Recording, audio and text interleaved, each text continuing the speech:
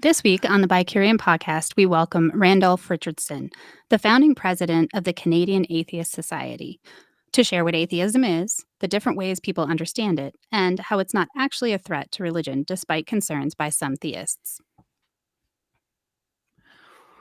Welcome to the show, everyone. We are live and waiting on our guest. He had an emergency and said he'll be joining us shortly. He might have been being polite because it sounds like the Restream link I gave him was having issues. So we are so excited to have him on, though. I think, and we've had so many people express interest in the show, so we didn't want to wait too long, so that we didn't want anyone to think that we weren't actually going to do it. We want you to have faith that we were having the show tonight. Did you like that? Did you like how I worked the theme right in? Yes. I mean, I'm getting better at this. Yes. You're so great. I love how supportive you are. Yeah, something we haven't done. I do my best. Yeah, you know what? Other people, they try, but you succeed. Something you used to do a lot was what we called the BiCurean moment. Do you remember that back in the day? That was like 40 years ago. I know, it was, right? Well, no, actually, it was like 2 years ago. We stopped. Why did we stop? You're asking for math. It's been a long week already. It's been a long year this week, is kind of how I've been feeling. So, well, hopefully everybody's getting ramped up for the holiday next week. What holiday? I don't know, Thanksgiving or something. Oh, right. Are you thankful? What are you thankful for right now? Besides your cat. So just so you know, we have a podcat who will wander in and out of this black I did just behind see him. us. Yeah. And we're very proud of our podcat. We appreciate him a lot. He's pretty good. But what else are you thankful for? At this point, just the basics. My health and all of that.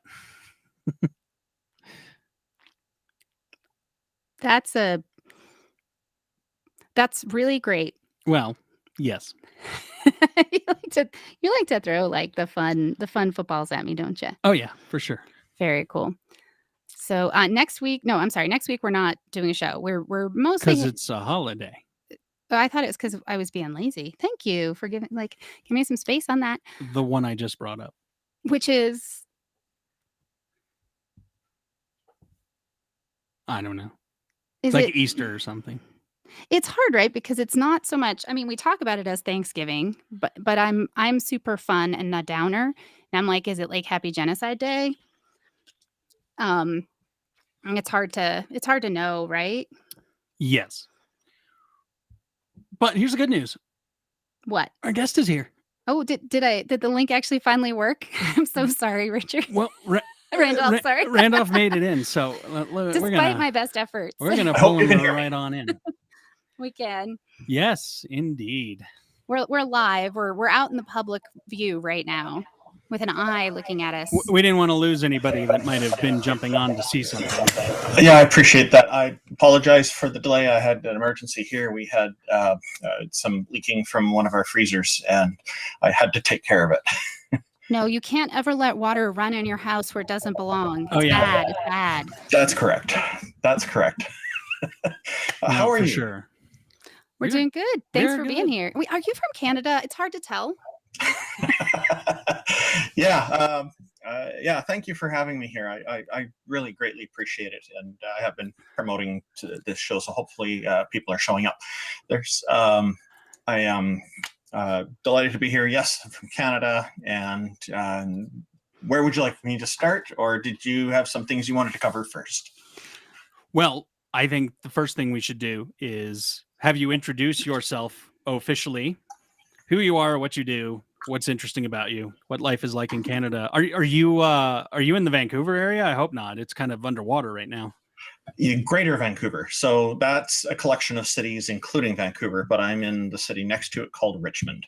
Okay. And How is it there? Richmond is literally below the water level. We have a dike surrounding the entire city. So, wow. That was a dream of mine in my 20s. Oh, wait, no, sorry. Never mind. Let's go back to Canada. It's okay. So we had some highways have to shut down because on Monday, the amount of rain we received was equivalent to about 30 days of a heavy rain. Yeah, so I heard this isn't even like 100-year storm. This is a what just happened storm. Yeah, we haven't seen something like this for decades. And my neighbor was telling me the elementary school that he went to is the same one my daughter went to. Both of them went to. It's part of a park, and there's a big field outside in the back, and it goes quite a long ways. When that flood happened, there was the heavy rain. The field was full up to almost 2 feet high. That's about 60 centimeters for us Canadians on metric. And so one of the teachers, a very clever idea, they sent a letter home to all the parents to get permission. And then the next day, the kids all had class on canoes in the water for the day. Wow. Okay. That's fantastic. What a fantastic way to get kids engaged in class time. You know, that's a dedicated teacher. Yeah, and that's creative. an awesome teacher. I like it. And the beauty of the water being not so deep for that is that they have if one of the kids falls out of a canoe, they just have to reach over and pick them up. Nice. So it's pretty safe. That is wonderful. Yeah, but they all remember it. That feels like a very Canadian thing. I'm just going to say it. And I love Canada. If the fates align, I am going to emigrate there someday. It is absolutely on my to-do list. And I don't even care where. Ontario, Vancouver. My company actually owns another company we just bought in Quebec City, and I'll learn some French. I don't care. But it sounds we welcome everybody. So if you do, don't overlook BC as one possible destination. Actually, it was in my younger years, it was a dream of mine to move to Seattle, and I actually kind of have built up Vancouver, even though I haven't actually been in Vancouver proper, as sort of like the better version, the Canadian version of Seattle, which would be right up my alley. Mm-hmm. Their Little India district is one of my favorite places ever. Are you talking about the city of Surrey? Is it? I don't know. I went to Vancouver for a day trip when I was living near Seattle, and we ended up there, and I was like, what is this amazing haven of food and color and joy? So I actually have no idea where we were. I just loved it. Yeah, that was probably Surrey. That's where a lot of people from India have been setting up shop, and the cultural variation there, the cultural diversity there is amazing. Mm-hmm. My wife and I were just there picking up some Indian food last week, and although it's spicy, it was delicious. Spicy's hard for me. It burns. Mild spice does. I'm not good at eating spicy food. Most of my friends are. It is. I feel like it's half skill and half just taste, and half masochism. If you're not willing, if you're not willing to be a masochist about it, you really can't build up the tolerance for it. I'm with you, Randolph. I could split a meal with you. We'd probably be fine. He usually has to tone it down if we're going to cook, if we're eating together. I have ghost pepper hot sauce in my fridge. In fact, a couple of versions of it. So you and my friend Neil, the 604 Atheist, should do a competition on how hot you can get your food up. I would welcome that. I'm surprised that didn't come up because I was on Neil's show recently, which kind of brings us to the topic at hand. We're doing sort of the atheist prisoner exchange here. I was on his show recently, and then after the after party, and we hung out on that. Aisla had mentioned that she started chatting you up about coming on our show. So we're really just doing a lot of cross-pollination and sharing of ideas across multiple platforms. But Neil is great. I really enjoyed being on his show. And We're going to have him on this show. And I do think that when we do, part of it should be a spicy food challenge now that Randolph has outed him. I'm totally down. I think he'd enjoy it. He's been in those before. That's why. There you go. Yeah. So I think he's known for it already. I think I actually destroyed my esophagus a few years ago when somebody at a large outdoor festival in the desert approached me and said, "Would you like to make a poor life choice?" And I was like, "Of course." And they handed me a quarter hatful shot of tequila that had been soaking Carolina Reapers for a year. And after that, no more. That was my last spice challenge. Wow. Well, it's hard. You You mentioned atheist prisoner exchange. That, to me, I have to say, sounds so counter to me to what atheism means to me. But well, that's great. Then tell us where you're coming from. And do you want to? And let's be clear. I actually want to point out. So you're famous because you already got a fan here on the chat that wanted us to be aware that Proverbs 3:5 says, "Trust in the Lord with all your heart." Now, I am a pretty diehard atheist as well. In fact, we've done several talks on like secular humanism, is what I was on Neil's show. And the reality is, I cannot understand why do people care so much about what I think, and you think, and what Neil thinks. It's true.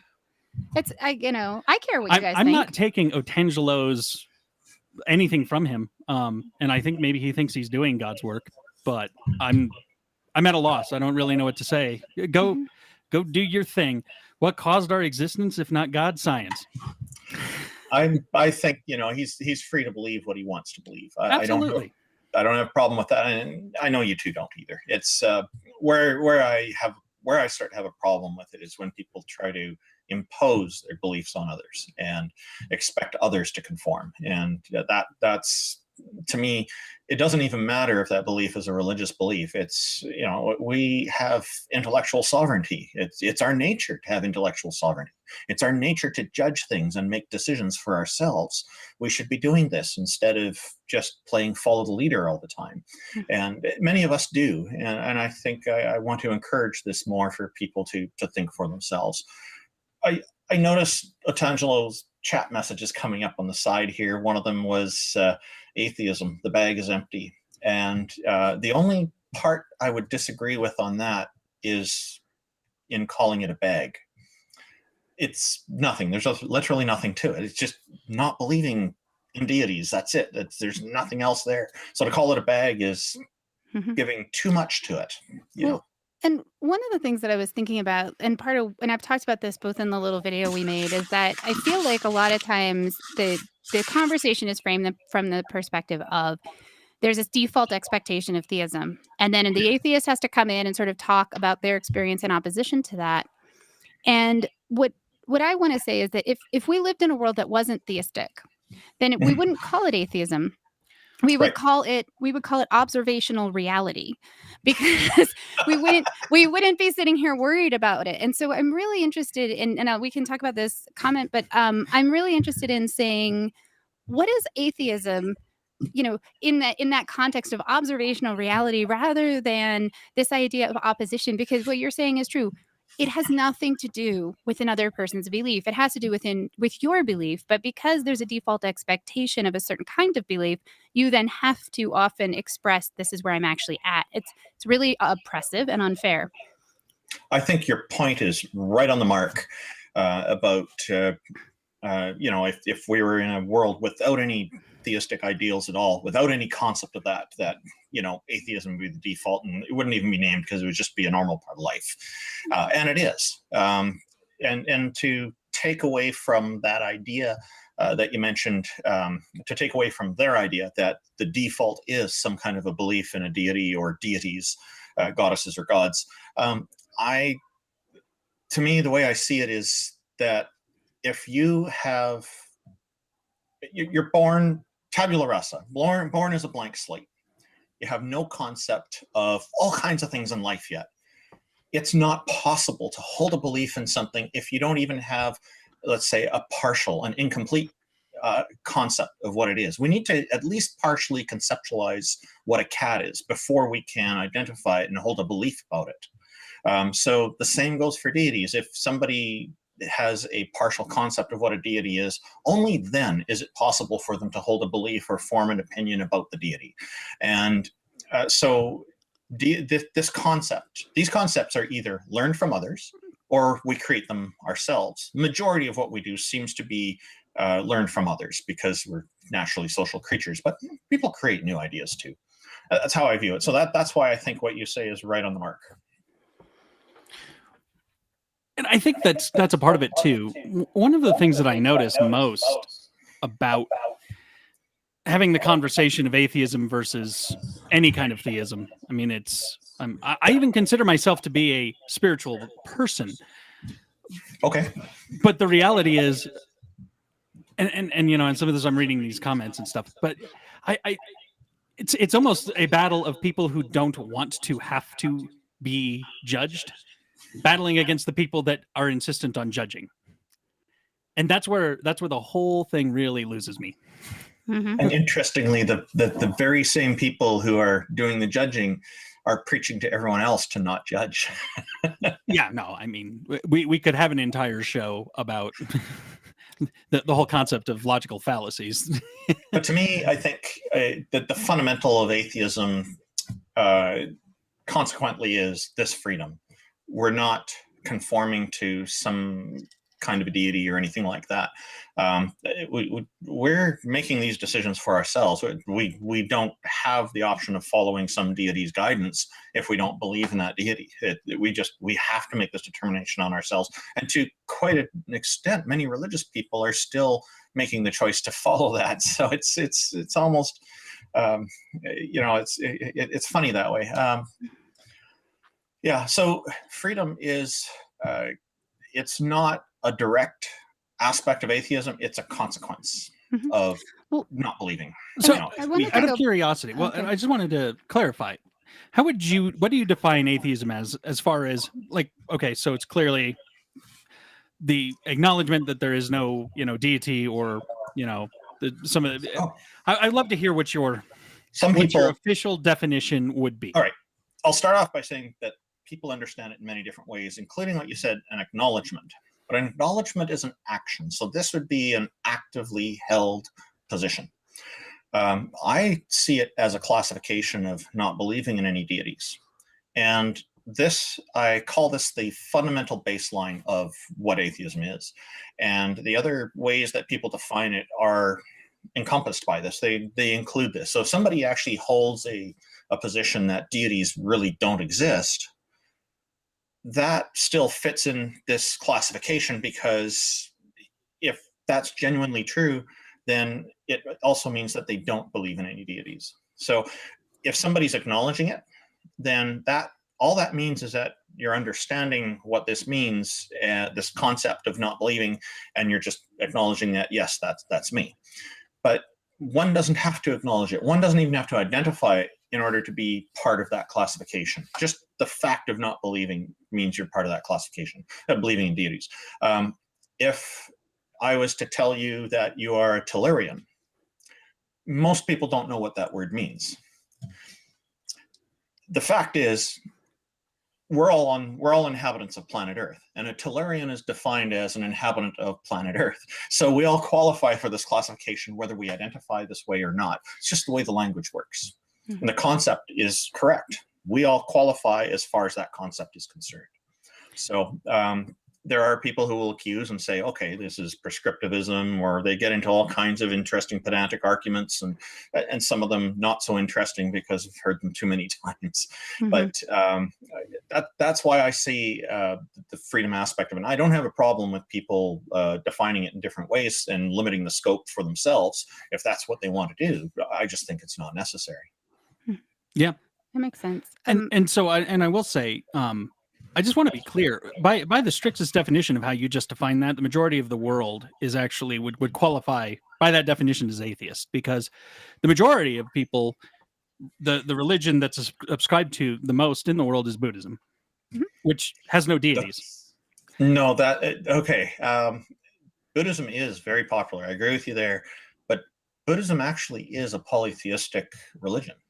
There is a strong philosophical aspect to it, though, which does come up more commonly in the Eastern religions than in the Western ones. And so there are quite a few people who follow it only with only the philosophical aspects of it, without all the deities and the spirits and everything else.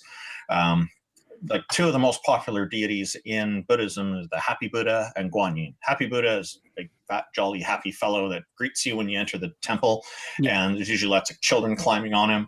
And then Guanyin is a female deity, a goddess, who's also so. And there's many, many more, but those are just the two most well-known ones. And I'm talking Chinese names here when I say Guanyin. From the original Indian one that has Vedic roots, it also has the same deities, just with different names. Exactly. And so to be clear, yes, Buddhism did arise from the Indian, traditions and did maintain some of that. But strictly speaking, in the forms of Buddhism that I studied did not actually have any kind of deity worship. The goal of it is the philosophical drive to attain being like the Buddha, essentially to get rid of your desire and get rid of a lot of your trappings of life. Strictly speaking, it's a philosophical viewpoint, not you're not punished for not worshiping the deities. That's the right. majority of people. Well, and that is Buddhism, yes, indeed. And people will go to the temples and they'll worship one particular deity, bow to it a lot, and walk past the others. There's that demand for conformity is, I find, in polytheistic faiths pretty weak compared to monotheistic faiths, where the demand for conformity seems to be very, very strong. That's a kind of a common pattern I've noticed. So if you go to any temple, though, you will see representations of these deities all over the place. And just about all the Buddhists I know acknowledge, and don't have any, the ones I've talked to about this, acknowledge that there are indeed these deities. They are a part of Buddhism. But the thing is, with Buddhism, a lot of the Buddhists will pick and choose what parts they're going to follow. And there are many people who write about it who have been leaving out the spiritual aspects and focusing solely on the philosophy. So... And I'm not trying to argue with you here or tell you you're wrong. No. We invited you on because we want to hear what we talk all the time, to each other at least. and look, I'll be honest. I have much less of a dog in the hunt as far as I am not, even like Neil and yourself, I'm not necessarily a running around outspoken atheist. It's sort of where I land. Yeah. Part of my argument is actually based on this right here. I'm just going to pop this up. If atheism is true, you are free to torture, rape, and kill babies for fun and call it... To me, that is the worst argument I've ever heard, because what I am fundamentally, and talk about this often, I am a secular humanist. Go ahead. Can I just interject for a sec? Yeah. What you just read seems to apply to what the Catholic clergy have been doing in recent decades, and probably longer. I'm not even sure that you can compare the acts of... all of the wars, you've got numerous wars started in the name of Christianity and in the name of all of the other religions too, throughout all of history. I mean, usually people accuse others of what they do themselves. Let's just put it that way. Europeans went to the Middle East in an effort to reclaim the Holy Land several times, slaughtered thousands of people. So as far as I can tell, if you're going to make the argument that atheism is going to lead to this, then I would make the argument that your God led to a lot of deaths too. Already. The biggest problem with the beginning of that point is that Otangelo made there is, if atheism is true, he's treating it as a proposition. It is not a proposition. It's just a classification. So, but he's correct in the sense that people are free to make up their own minds on things, their own moral judgments.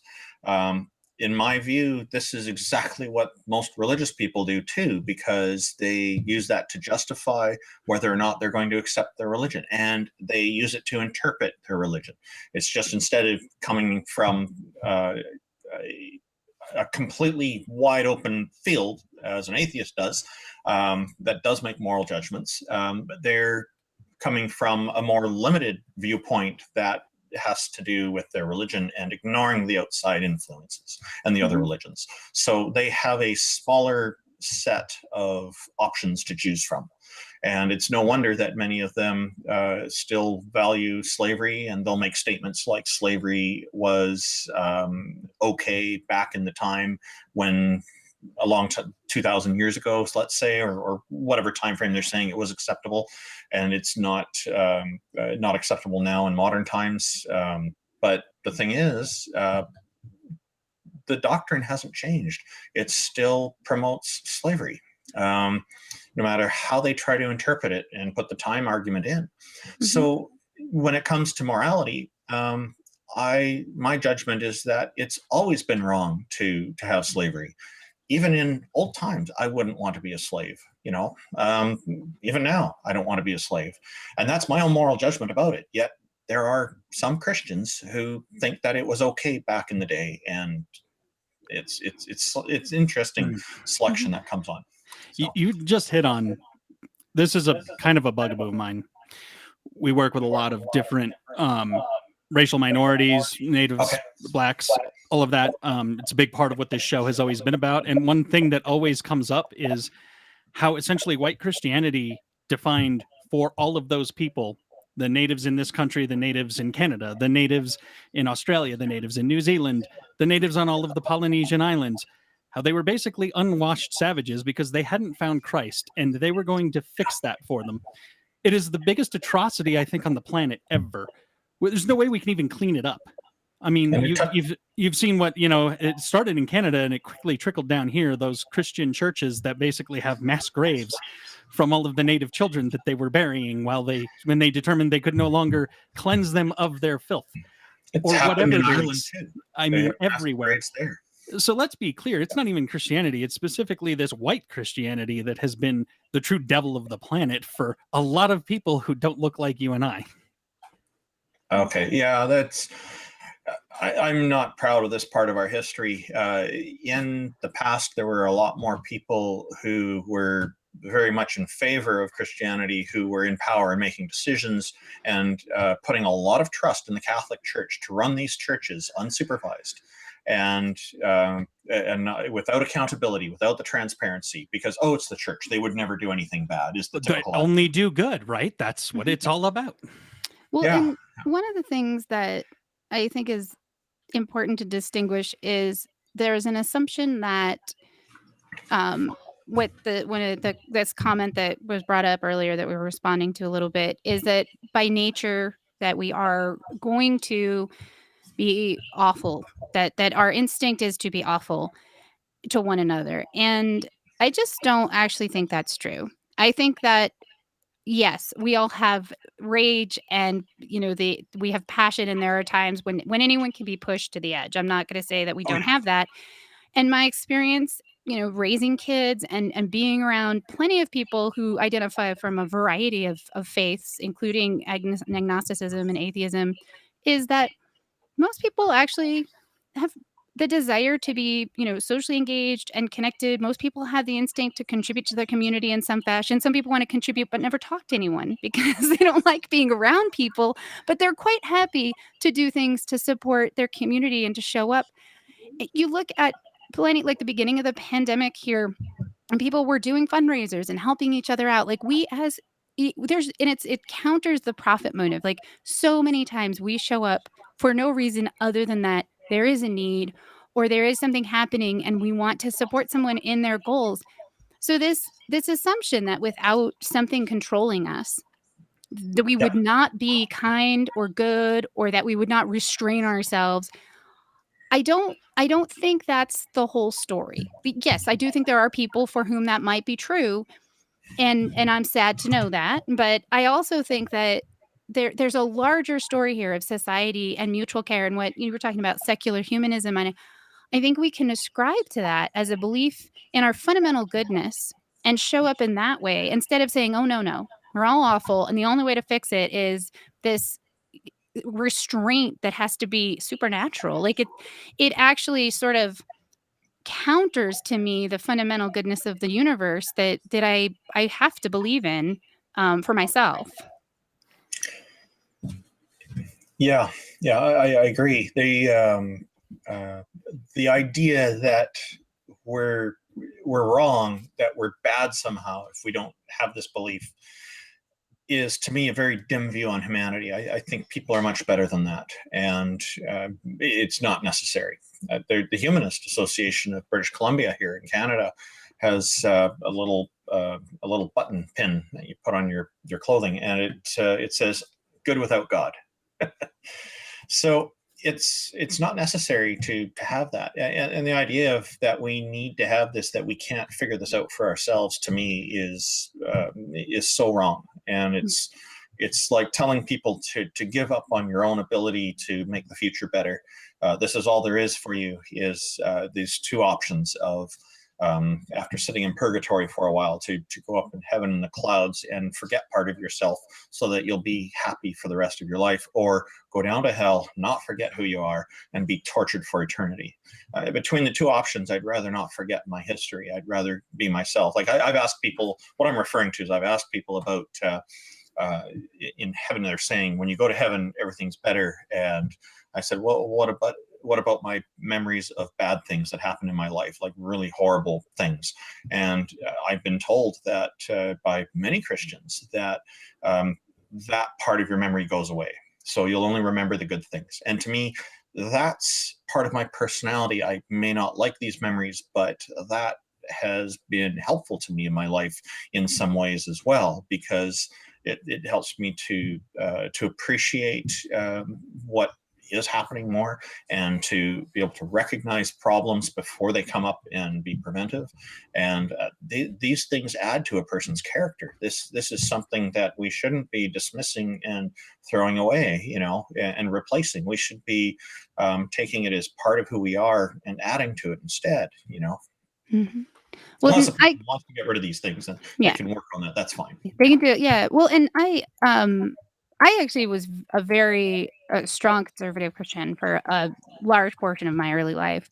Mhm. And there was a lot that I got out of following my faith that I value. And yet it was interesting for me because I would not have called myself an atheist. When I went on Neil's show, because I was only thinking of like, oh, well, I left a religion a long time ago and went through a process. But and I was like, oh, actually, I don't actually believe anymore. Like I worked to a point where it was no longer, and it wasn't a struggle. That's why I say observational reality. Once I separated myself from the reinforcement structure, and actually what our commenter was talking about, like for me, claiming my moral authority was a move from childhood and adolescence into a form of maturity. I won't say that I was mature. Maybe I'm not even today, but I like to think I'm mature too, but yeah, right. Like I'm not convinced of it myself.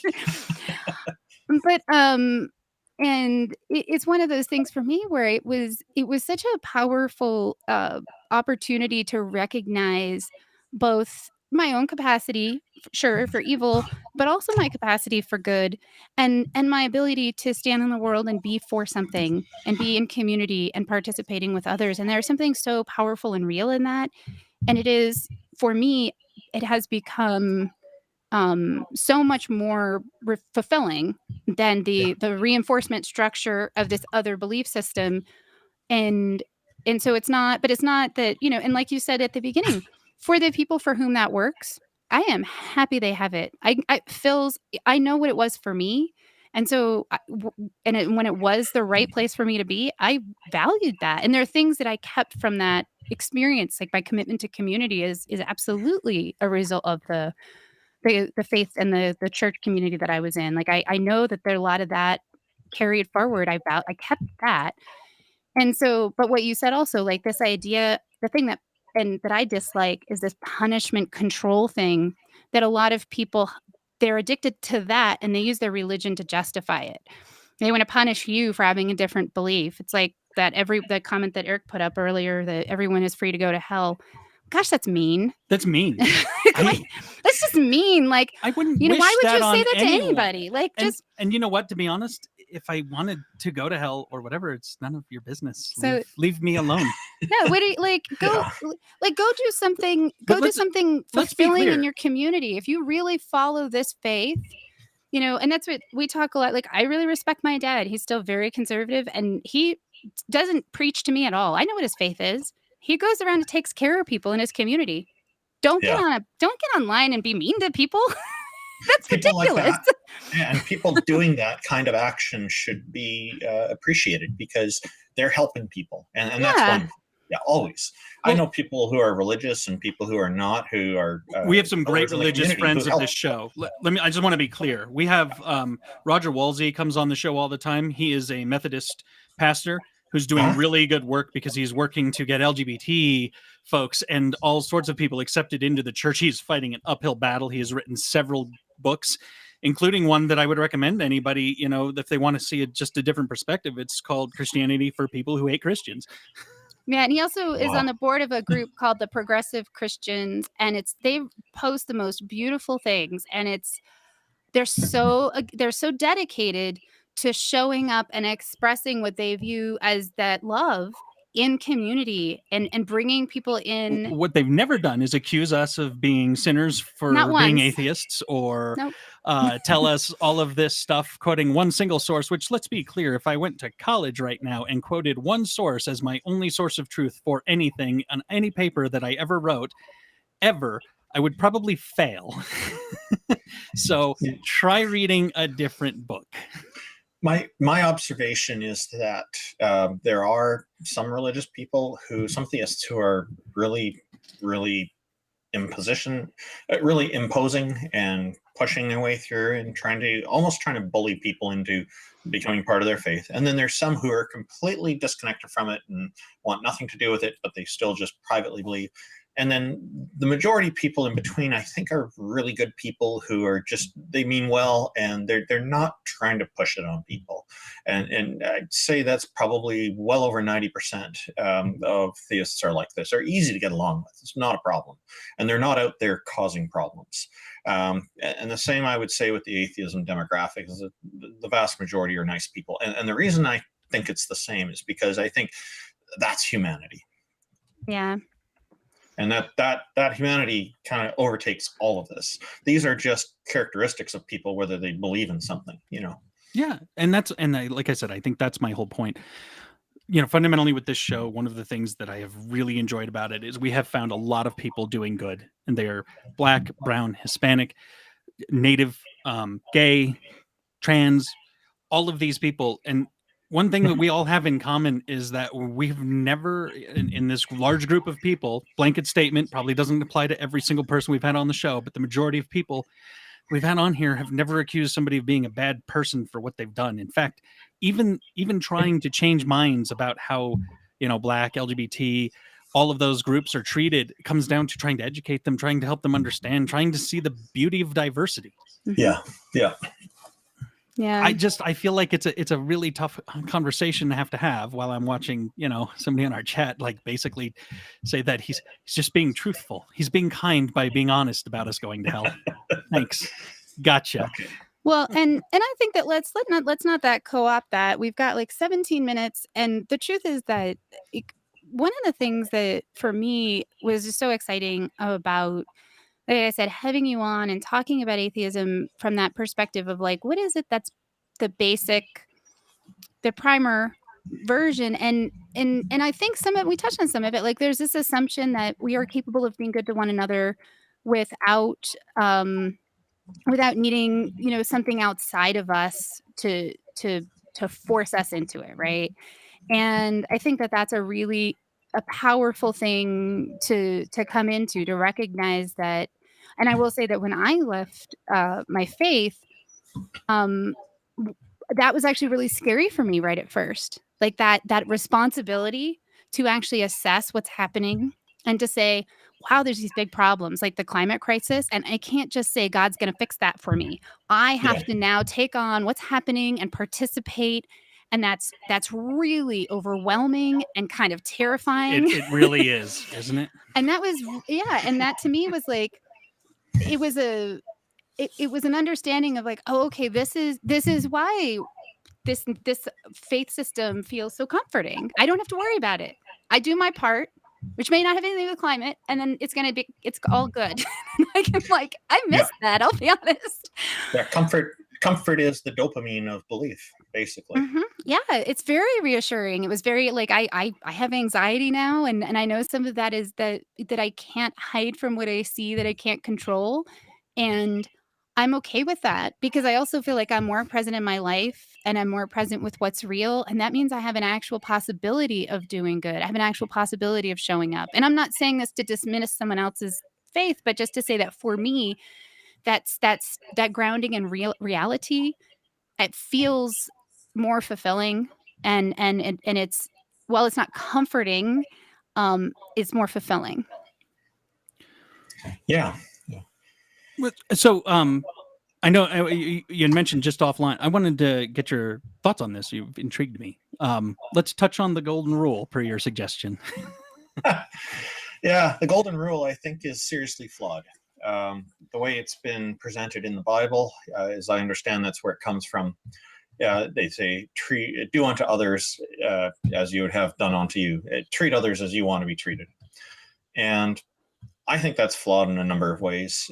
If you're in an intimate relationship with someone of the opposite sex, it obviously fails miserably because people have different preferences on how they want to be treated in intimate romance. That's probably an easy one for a lot of people to understand. But, it's if I'm up against looking at somebody like Charles Manson, who I believe has passed away now, but while he was alive, I don't want him to be treated in the way that I would want to be treated. I think he deserves to have his freedom taken away. And I think rehabilitation would be good, but it seems that he's the type that rehabilitation is not very effective. And that's unfortunate. It's so he died in prison, just died of old age. Can you hear me okay? I'm seeing a notice coming up. Okay. Yeah, you're good. So I have an alternative that I call a suggestion, because the golden rule is a command. It's an order. It's an edict. It commands people to treat people in a certain way. The suggestion I have is to intend or strive to treat others in the manner in accordance to their preferences. And I find this is something that works a lot better. And a lot of people will say, okay, so that's what the golden rule really means. Then why wasn't it written properly? Why was it written the way it was written? That's the problem. And say, oh, well, you're not interpreting the Bible right. Well, and that's their go-to. I say, if this God is so smart, so knowledgeable, and so powerful, then really, I'm really surprised that things were written in the way they were written. So I think we need to move on from this golden rule and be more granular in our approach to dealing with other people. And I find in most people already are, and then they just call that the golden rule without putting much thought into it. We need to reject that, and we need to get people into the habit of rejecting bad ideas, and more encouraging that, so that we can eventually get further and further away from this old, outdated idealism.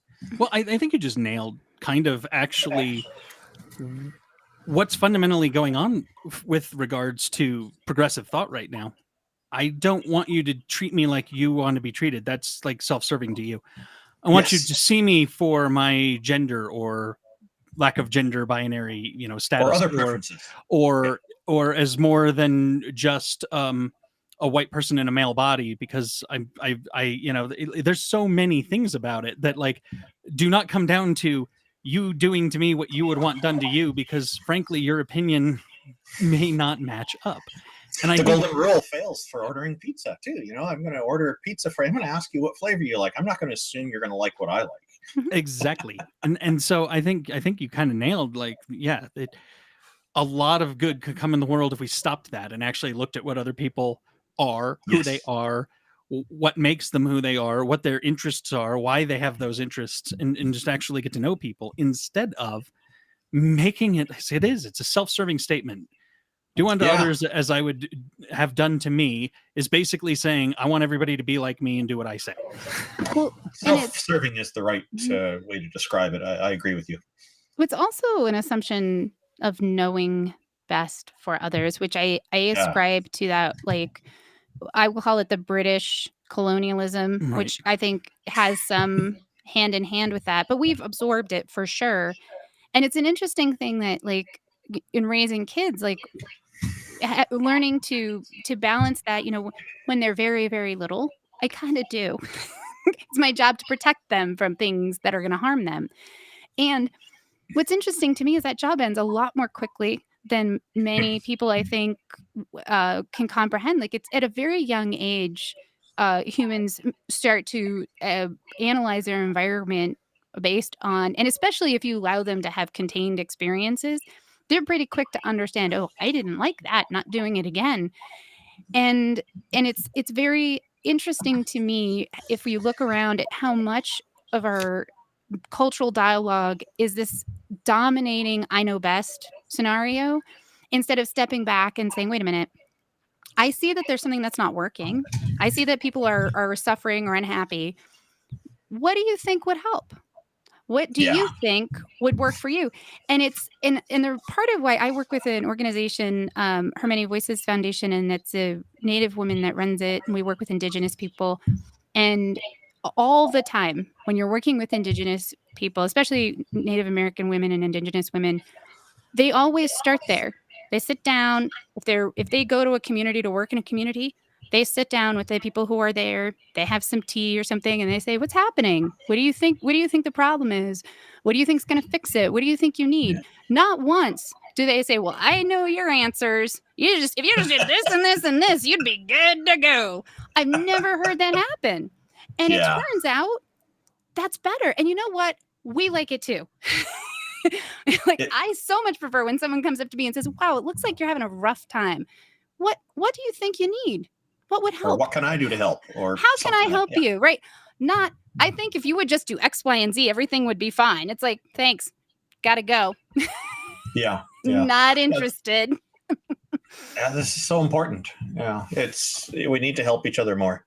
Yeah, So, world will be a better place. So go ahead. what do you consider to be atheistic activism? I mean, I every time I bring it up, I tend to end up in conversations like we kind of had in the chat. But the reality is, I mean, I feel like there's got to be some good that we do as non-theistic people.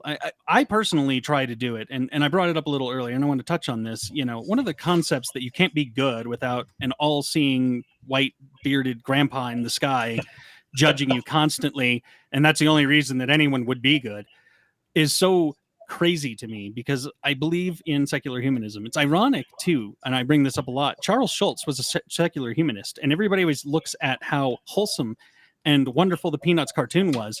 No one ever mentioned God. Nobody stepped foot in a church in that cartoon ever once, because that's not what he believed. He believed in secular humanism, the capability of humans to be good based on moral compasses that we can define even societally. You don't even have to necessarily, if you're living in a vacuum on your own in the woods, you might do some things that society might frown upon, but so that's why it's secular humanism.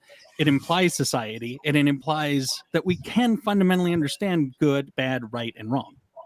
Charles Schulz is a wonderful example. Actually, I didn't know he was a secular humanist until Big now. time. Yeah, big time. So, but it makes sense, because I don't recall church ever coming up in any of his cartoons. Mm-hmm. So that's good. And it always has the Great Pumpkin and Halloween and all this stuff going on. It's I've seen so much jokes fun. about the strong Christian values in there. No, they were just strong human good values without need of God ever once.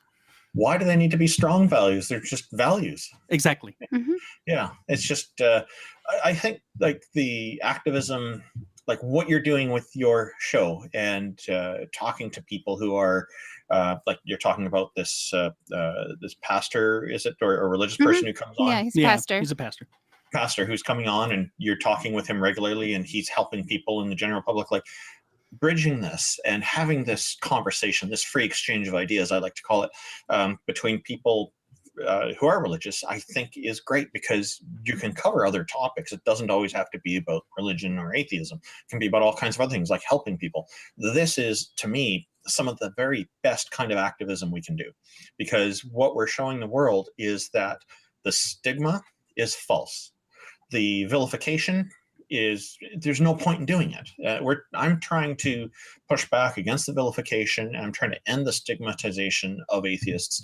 And I feel like the best way to do that is to show people that we're easy to talk to and we're not a threat, and all these kinds of things. And that's one of the reasons why defining atheism, going for the fundamental baseline in this way, and treating it this way as this classification, small letter A, atheism, is the way to go, because really not holding a belief either way really isn't a threat, and nor should it be. And so this is being open to discussing different ideas with people is so important. And I think you're doing this really well on your show. You mentioned also about people, again, having this idea that without God, we're bad somehow.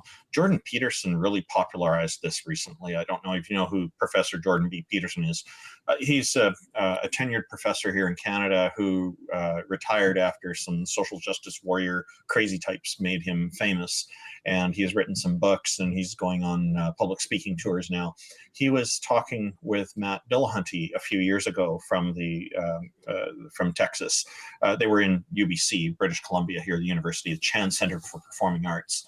And he was talking with Matt Dillahunty, and he was telling Matt that all atheists are Christians, but that we just don't know it. Matt Dillahunty's response was to ask him what he thinks, after discussing it a bit, to ask him what he thinks a true atheist would look like. Jordan Peterson's response was that a true atheist would be like Raskolnikov from the novel Crime and Punishment. They'd be going around and murdering everybody. So, he's part of the problem. Like, he's a public intellectual. He's got a large following. And when he says things like that, that doesn't help us. So, some people respond very, very strongly to this kind of incorrect rhetoric. It is wrong. It is not true. But the approach that I'm using is like what you're doing with your show, is to show people that we're just normal like everybody else. So I've started a campaign called Normalize Atheism. And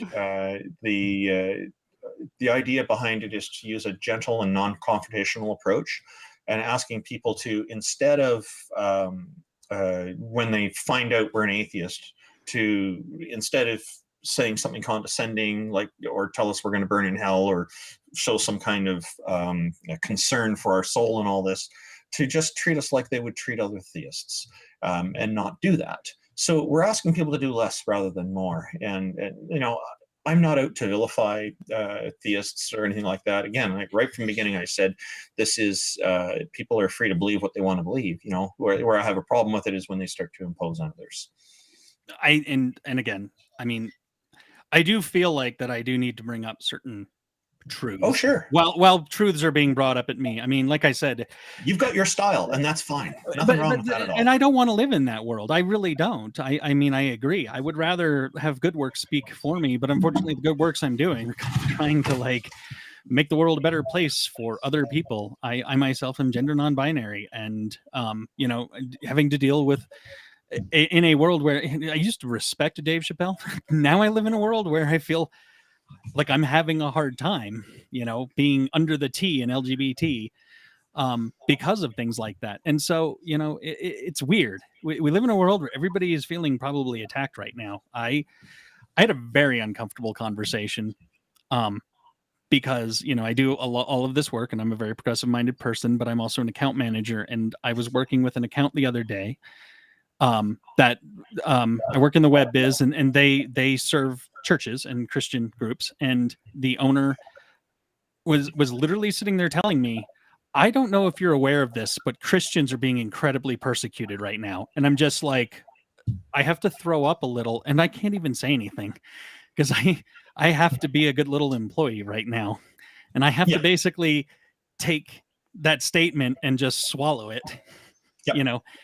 Let me tell you about what persecution looks like when, it's national news right now that Dave Chappelle has basically come out and people, the author of Harry Potter, a book series that I kind of enjoyed, is sort of anti-me, specifically me, male-bodied, not male identifying. And she wrote a book about how that's all a ploy from male-bodied people becoming women so they could kill women. I mean, she's so into it right now, and this is where the whole TERF thing comes from. The reality is, I get it. A lot of people are feeling persecuted. In a lot of ways, being an atheist should be the one thing that I should be free to do without actually being tackled and hated upon. But I do feel like, that's why I don't do good work. This show, all of the different things I do, I'm part of my diversity and inclusion group at work, actively trying to make it a better place for people to be in that place. And I don't have to do it in the name of God, atheism, or anything. I'm doing it because I want to be a good person. It was disappointing to me to hear about Dave Chappelle, and I'm still not clear on exactly what happened there because I don't really follow him. But J.K. Rowling is another. So he basically backed her up. That's what essentially in a full-fledged. And no, he actually said, if that's what it is, then I'm Team TERF, right? Excluding radical feminists, right? And so he came out specifically and just said he's basically completely on her side. Wow, almost like two peas in a pod. Okay. But I mean, like if you would have told me that Dave Chappelle would get up on stage and say something that could have just as well come out of Donald Trump's mouth, he would have knocked me over with a feather.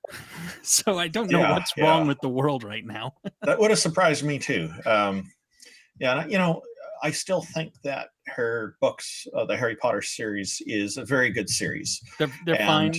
Yeah, and I don't agree with her views, though. And so, like with everything, you can take a combination of good things and bad things from people, and you can decide what fits for you and reject the rest, or just not make any judgment on it. And this is what I say about leaders. There may be some characteristics of a leader that appeals to us. So we should try to take that and embody that in our own way of being. But the problem comes when a person comes along and says they're that person's good for this reason, so we should follow everything they do. That's where the problem is, and it's a very black and white kind of thinking. And I've noticed the Bible even has this. It says either you're with God or you're against Him. There's no other option, and that's part of the reason I think that quite a few Christians will look at atheists as, "Oh, you don't believe in God? Okay, you're not believing in God, so you must believe God doesn't exist." And they jump to that conclusion, that black and white fallacy, right? No. And that's what I'm trying to stop as well. Jesus said, if you are lukewarm, I will spit you out. He did not say if you are lukewarm on God. He wanted everybody to have a strong feeling. So if you are strongly atheist, you're not getting spit out. That's my that's my assertion. Well, we're all just interpreting a book that was written probably by men 2,000 years ago. Well, that's why you think they're saying spit out? I mean, really? No, I'm sorry. That's my favorite thing, though, like to tell people I'm confident Jesus is not spitting me out because I'm definitely not lukewarm. See, and she's an ace in the hole. She got up at 6 a.m. every day and read the Bible for 14 years when she was in it. I used to. And I both miss and I'm also kind of happy that I can't quote chapter and verse. But there was a long time where, because I did LGBTQ activism, and I'd be hanging out and someone would, bring something up and I'd be like, "Oh, but do you mean this?" And then, "Oh, this." And they were just like, "We do not know what to do with you." Because I wasn't cranky with them. I still had a lot of, like I said, respect for where it came from. I just had a new view. They do really hate when you can actually quote verse or as examples and things like that to them. They live in that world where they think they're enlightening you, and if you actually know the stories, they don't know what to do with you. Well, and honestly, when I was when I was leaving my community and that experience, I was sitting there thinking, wait a minute, we all know what the first commandment is in the Old Testament, right? It's to not take the Lord's name in vain. Oh yeah, okay. Right? Sorry, I was thinking it's not "thou shalt not kill." No. I know this. I had to think about that. So. That's fine. No, I still know that one. And here's my thing. It's, people are like, "Oh, that's saying God." I'm like, what if taking the Lord's name in vain is using it to justify hateful behavior towards other people? I could see that as an option. Maybe you don't know. In the province of Quebec here in Canada, it's not uncommon for people to consider the worst form of swearing to be talking angrily about the church. Yeah, exactly. No, that happens, and When I learned about this, I thought, that is funny. it's funny. The other swear words mean nothing compared to that, almost. Yeah. I mean, the different settlers went to different parts of the countries that we now live in, but let's be clear, we're pretty much were founded by the overly religious rejects Yeah. of middle, 10,000s Europe. It's kind of worth noting that, we have some things we need to clean up in our society over here just based on that. Ultimately, we're a puritanical society still. Well, and Every society seems to have at least something that needs to be cleaned up, and a lot of societies have a lot of things. Like here in Canada, we're far from perfect. There's still a lot of no, don't take that from me. Stop. Don't take that from me. I have to believe in something. Canada. Oh, no, we've got a lot of great qualities here. Okay, we're thank working you. on it. Better. Working on it. Come on over and help us fix it. Okay, Yeah. thanks. Right. Like, oh my God. We need help. So yeah, thank you. Sorry. Well, like okay. No, Canada's our escape hatch. Like we have to know there's a better place. Well, yeah, it's. We I don't think anywhere's perfect.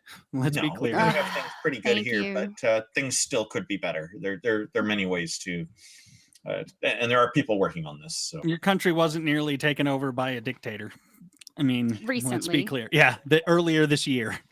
That's true. Titans, be careful about reading his full name out. If Canada was perfect, we'd apologize for you. Thank you. Between Titan and Tons of Mice, I feel, and Lone Wanderer. Thank you for your shares tonight, Lone Wanderer. I really appreciate it. I called out in the text, but I will just say you folks are all great. Thank you for the funny thing. I've been cracking up here while trying to have this conversation, reading the chat. So this is a great group of people in the audience here. Yeah. Well, and that's the thing that's just been such an amazing experience. Specifically for me, I've been looking for community, and just through running into Neil and you, and I'm like, wow, like I had no idea there was this amazing, vibrant group of fun, interesting, willing to engage in these complex topics and still have a great time. It's been such a fabulous discovery, and I'm so grateful for it. And I want to shout out to the Faithless Forum, which is organized by. Were you part of organizing that? That's happening this weekend. I wasn't. We're going to be doing one here in Canada, hopefully next year. The COVID-19 thing put these plans on hold for about 2 years because we had insurance and venues and stuff figured out. There's at this point, the name of it looks like it'll be Atheist Interchange, and I'm hoping that if we do it, that there will be a lot of interest and people will want to come from all over the world to see it. And getting the speakers lined up is always the challenge. I think the rest of it is pretty straightforward. You get the venue, you get the schedule, you get the insurance, you get all this other stuff, and then it's just making sure that the speakers can be there and all that. That's the harder part, because organizing people takes a lot of effort. It really does. Some people are better at keeping their lives in order than others, so you have to make sure, So being on top of that will be very important. But once we've got everybody there, it should be, I think, phenomenal because we'll encourage people to mingle as well and all this kind of thing because it's nice when you're talking about community. Neil, the 604 Atheist, he's our community advocate at Canadian Atheists, and I dropped him off at the airport yesterday morning getting on his way to Faithless Forum.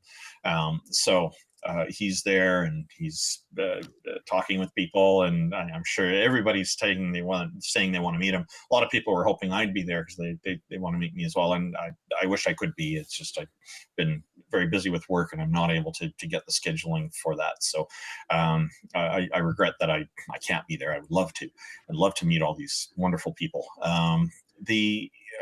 The show that he runs, the YouTube program that you mentioned, to me, I think is a very important thing for atheism communities. And I see it as plural because there's lots of communities throughout the world. It's quite normal. And same with atheism, there's lots of different communities out there. And so his show to me is a very important one because he's got, I think, probably around 300 episodes now of people talking about how they left a religion.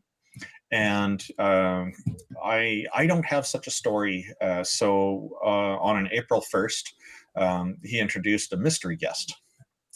And so I interviewed him. He was the mystery guest. That's so perfect. I love it. Yeah, it was interesting hearing him talk about his deconversion, and it was funny. Some people in the audience were saying, "Who's that strange person interviewing Neil?" Nice. It was really quite neat. But what helped me, this show's even helpful to me because as someone who doesn't have that experience of leaving a religion, because I've been an atheist all my life, is that I started to realize that some people, when they leave a religion, everything's gone, no problem. It's an instant black and white flip of the switch. Everything is completely behind them and they're moving forward now.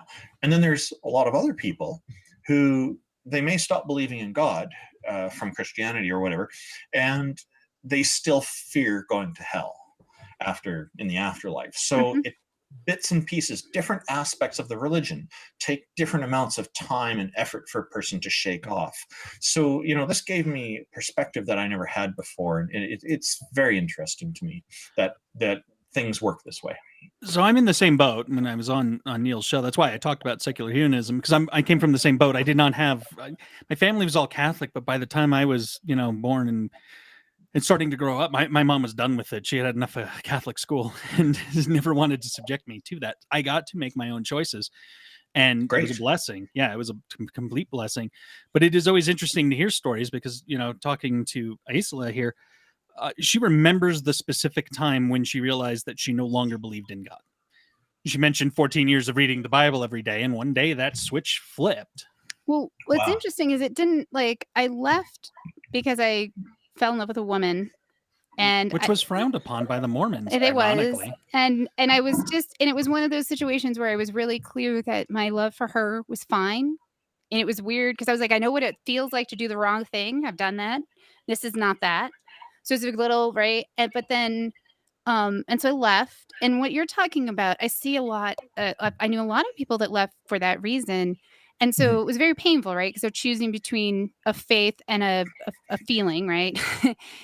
and I say that, I think a lot of people that leave in a reactive way like that can end up leaving the religion, but kind of keeping the superstition, like what you're talking about. Yeah, that's one example. Yeah, and that can happen. I mean, there's a lot of things, and then over the years, I really worked to I recognized that there was a certain amount of good chemical response in my brain to certain behaviors that I would pray, and it after 14 or 16 years of training my body to relax when I did that, it was very effective.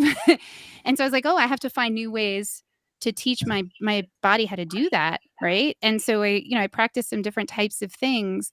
And then when my kid's father passed away at 44 of an aneurysm very unexpectedly, and they were very young, and I was trying to support them through that, and I had this moment of being like, oh my goodness, I just don't even believe any of that anymore. I can't say, he's in a better place, and interestingly, I shared that on Neil's show. It was the first time I really kind of put it all together. And then I was talking to my son later, and he's like, I'm so glad you didn't say anything stupid like that. I was like, thanks. Because he was an atheist from the time he was little. He got suspended from first grade for telling another kid that he didn't believe in God, and the kid ran and got him in trouble. Is that a religious school? No, but the other kid was amping him up, and finally it was actually speaking, the kid was like, where did the earth come from? And this little 6-year-old was like, I don't know, maybe an asteroid. I mean, that's equally valid, right? And the kid was like, where did humans come from? Assumption. Right. For a 6-year-old, I mean, even for an adult, honestly. And the other kid was like, well, where did the people come from? And he's like, maybe alien cells on the asteroid. I don't know. There's lots of things. And the other kid kept pushing on him and was, well, what about everything else? And he's just like, I just don't know. Show me the evidence. If you could show me the goddamn evidence, I would believe you. But there just isn't any. And the kid then ran and was like, he said goddamn, and he got suspended for 3 days. And I was like, oh honey, that was a trap. Did you try to sort things out with the school? No, I mean, my feeling is that the reality is we live in a very dominating society, and you have to learn how to navigate that. he came home and I said, look, you're not in trouble. You didn't do anything wrong. You do need to learn when and where you can say certain things. That kid was baiting you. That's clear. And I Yeah. think you handled it really well. Good. I don't Good. think you did anything wrong. And let's take these 3 days and enjoy them. And But let's be clear. If you're a nonconformist, one of the first things you learn is how to nonconform with grace. yeah, That's the lesson that her son took away, I'm sure. yeah. I mean, my feeling was it's That sounds like a hidden conformity there to me. But Well, no, it's just not necessarily. Well, not it is. necessarily. Well, you're No, gonna. it is. I had the same fight probably when I was a kid about Yeah. something, right? You have that moment where the popular opinion is not yours, and somebody calls you out on it. It's all fine. Enjoy your 3 days off from school. Yeah. I mean, that was my thing was like, it's not, and you're right. I agree with you. I think it's a form of conforming. I feel like you have to learn to assess the risks you're taking. If you're going to step outside and you're going to be open about where you're coming from, there's a lot of courage in that. And it's something that I've done in a lot of places in my life. And I feel like my pathway through that has been more satisfying because I've been able to identify ahead of time what I think and usually accurately what my risks are and accept them so that I'm not sitting there going, "Oh wow." Like I did not know this was going to happen. Admittedly not the first few. Like that I think I took that lesson on after leaving the church and all, my family and coming out. I mean, as a lesbian in Provo, Utah, there's a lot of great stories about that and I'll make you laugh, but that doesn't change that it was fundamentally a feeling of like powerless pain in it. And, I turned it into something community and powerful. And there Yeah. was a process, right? And so it was part of it is I've raised these kids in this other way. They're going to have to learn how to accept the consequences of standing up for their beliefs because that whether you're right or wrong doesn't matter. There are still consequences. Yeah. We've taught our kids, they decide for themselves, and they were having. The older one was having conversations with some friends one day at school, and many of her friends are in religious families, and they were talking about how if they were to leave the religion, the kind of trouble they'd be in. And then, of course, her and a couple of other kids don't have any religion at all, so they're. The kids are having this conversation, right? And then they asked her, and she was telling me all about this. She said, if she had joined a religion, then she suspects that we may have some questions as her parents, but that we would support her. And I told her she's right. And it is her choice. It's her life to live. And that's such an important thing. And I think more parents need to understand that. We've taught our kids to think critically about things when something happens in the news. Canadian Atheists is not a society, by the way. Oh, sorry. No problem. And the A is small a. We set up as a corporation because if we set up as a society, the way the laws here are in Canada, at least in British Columbia, any member can ask for a list of all the members, and you have to provide it. So privacy is important to us. So that's a showstopper. That is not a law I was aware of. That's good to know. Yeah.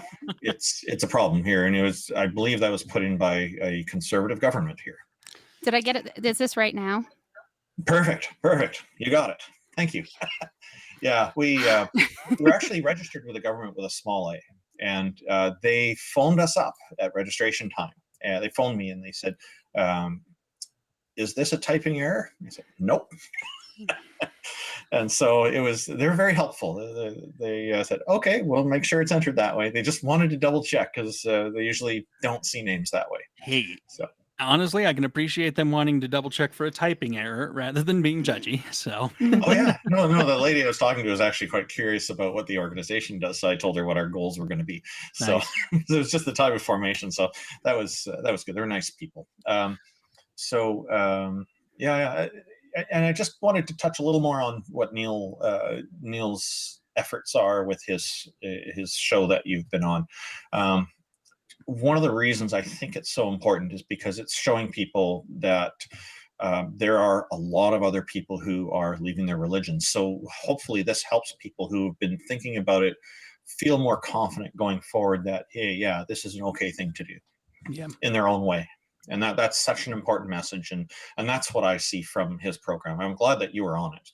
It's and I loved it. I thought it was great, and Isla said her experience was great. In fact, one of the things I was going to bring up is that I would like to maybe plan a future show, maybe after the new year or something. Have you and Neil on, and maybe start coming up with some brainstorming stuff. We come at it from the and basically Roger. well, yeah, but I mean, but we come at it from fun. doing social justice, and I'd love to kind of integrate in your thoughts and Neil's thoughts. So maybe we could just have a big party show and kind of brainstorm some of the things that we could actively all suggest the listeners do, but all go do ourselves too. How can we make the world better, not even in the name of anything, but based on who we are and what our beliefs are. That sounds lovely. Yeah. I guess as we're getting a little over time here, aren't we? Just a bit. But that's okay. I've got extra time. But yeah, no, I appreciate you bringing me on here. I'm very happy about that. I guess one of the most important things I'm trying to emphasize with people is be your own master, be your own leader. I did touch on this at the beginning of the show, and to me, it's a very important thing, because one of the things that cults and religions and political groups really emphasize and really try to push through on people is this idea that they need to have a leader to follow, that everybody should be a follower. And I think, we've got so much technology and tools and knowledge available at our fingertips these days. We shouldn't be succumbing to the whims of some leader. The problem with following a leader is that the leaders very often don't have our best interests at heart. Even the ones who try and really genuinely want to, it's hard for them, because so many people have so many different needs and wants in the world. And so they're in an impossible position where they can't possibly satisfy everybody. So that's why we all kind of need to take, many of us as possible, need to take our direction from what we decide our own direction should be, and encourage other people to think for themselves. The intellectual sovereignty, the physical sovereignty, sexual sovereignty, all these things are very important, and they're part of being human, and we should be embracing this instead of trying to follow a leader, try to conform to some kind of standard that we had no say in putting together in the first place. So. Yeah. Here. Yeah, no, thank you so much for coming on, and thank you to everybody who participated in the chat. And I agree. I think we should definitely continue this conversation and just keep working on our approaches. In 2 weeks, we're gonna have student Dr. Ben on to talk about facing the facts about health. We may have had a show a few weeks ago that was a little bit awkward because something was misrepresented to us. So to make up to all of our loyal fans and listeners, and for our own edification, we're going to bring student Dr. Ben to correct some misinformation that we shut down, but we would like to still get some appropriate information. I didn't even want to do it myself because I have some strong opinions on it, but we're going to bring in a real doctor, which should tell you about how the other show went.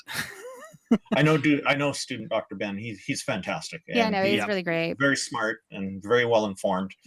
You won't be disappointed. No, yeah, he's great. Well, I play D&D with him, so I really know how great he is. No, great sense of humor too. Oh, yep. And so we're excited about that. And we're also just happy to have somebody who's getting some sort of actual medical training to come in and give some actual medical advice. So, and if you support our shows, we maybe can do better at getting. I don't know. And follow us on Twitter, because we're there, or subscribe here, or don't. I mean, honestly, mostly we want to keep this conversation going in as many ways as we can, but we know we're not the only people doing it, so which is very relieving. And also I'd like to just say thank you to everybody who's tuned in today. This is and thank you for having me on. I really appreciate it. Yeah, I wish we could have gotten even to more of the stuff, but thank you for everybody who was chatting. It was great. We tried to interact and bring in as much as we could. But we appreciate all of you. And like I said, you're all cracking me up. So thank you. All right. All right. Well, yeah. we'll keep in touch. We'll have you back. It was really great to chat further, Randolph, and we'll talk more soon, hopefully. But if Sure. not, I'd like that. Have a good winter. Don't freeze to death or drown up there. Yeah. Such a And similar skipper. sentiments to whatever's going on for you in your area. Yeah, but it's actually been like way too warm down here. I was talking to somebody recently, and they're like, it doesn't feel like it's Thanksgiving in America here because it has not been cold in Colorado, which is weird. It's usually a little nippier here than it has been. But yeah, meanwhile, I'm like, oh, good. Vancouver might wash away, and the other half of the planet's on fire. Yeah. Are you in South Park or close to it? And not too far away. Yeah, I have no idea where we are. I can be in South Park in about an hour if I hop in the I like that South Park's a real place. It really is too, and they have totally embraced it. And I Matt mentioned the Marklar earlier. I often use them in an example, saying like, okay, well, do you believe in the Marklar on planet Marklar? And people say, what's that? I say, okay, so obviously you don't believe in them. I've used this in debates before. It's been fun. No, totally. Yeah, no, I love it. Matt and Trey are great. And just so people know what kind of people they are, there's a very famous Denver restaurant called Casa Bonita. It has cliffs. It's an indoor restaurant. It has cliffs with you can dive off of. They've had it on the show South Park before. I remember that episode. Yeah, it was going berserk. Right. It was an oddly miserable place too because the food was awful, but it was just this place that people in Denver especially just loved. And they didn't survive COVID, and and whatever deity you want to in this case for that, because the writers of South Park have bought it and are going to improve it and have hired a professional chef for it. It is now a labor of love on their part. So we're feeling the Matt and Trey love. They're from Colorado originally, and that's why they chose South Park. Are they hiring a chef who looks a lot like Isaac Hayes by any chance? I don't think so. Actually, that would they be hired awesome. So this is an interesting story. They hired a female Hispanic chef because it's been a Mexican restaurant. And she had been passed over numerous times and finally set out and had some success opening her own restaurants. And they actually offered, and she accepted to become the chef at the new Casa Bonita. And she said the only recipe she's keeping from their old menu is the sopapillas. So, which people have said very good things about for years. They were the only thing worth getting there previously. So anyway, wow, what an interesting story. There's a little do a whole episode on this. We could really do it. And we should do some. We really should do some fun episodes. It's been a long time since we've done just a fun one like that. Yeah, we're due. Maybe you know what you brought up South Park. Maybe one of the episodes we could do too. We'll get some people together and invite you along and just all share bizarre stories like this. I could do Tally's voice for you. Nice. Awesome. Wow. Very I cool. have that on recording. I keep the things that people say that I like. I have him confessing he likes Xena. That was a good moment for me. Yeah. Anyway, Anyway, it was so great to talk to you. it was great to have you on. We'll talk more soon. Stay safe and sane. And Happy Thank you so Thursday. much. have a good Bye. night.